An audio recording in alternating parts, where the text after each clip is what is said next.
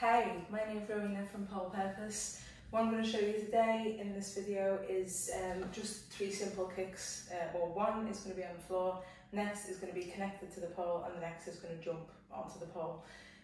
Really nice little exercise just to play with. So I'm going to start facing the pole, a little bit away, give yourself a bit of space. Obviously if you're working in a really small space then you can bring it in, but be careful you don't kick the pole because that hurts, and I've done that a lot.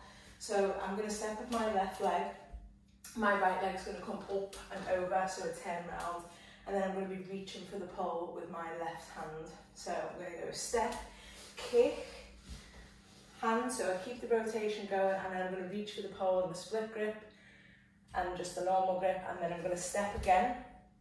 I'm going to do the same leg, just up and over as I did before. Lift, drop. What I'm going to do now is just add a little turn and then take it into a jump. So let's go back a second. So we're looking at the pole, we're in connection with it, and just relax.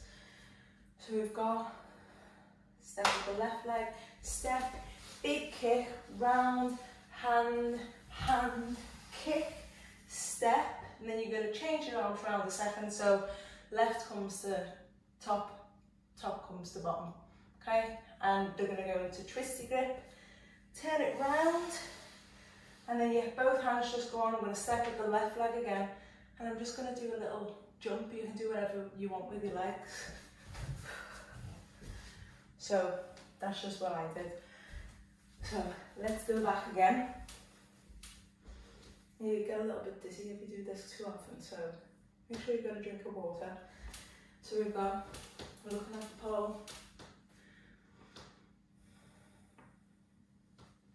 Step, kick, step, turn, step, kick, step,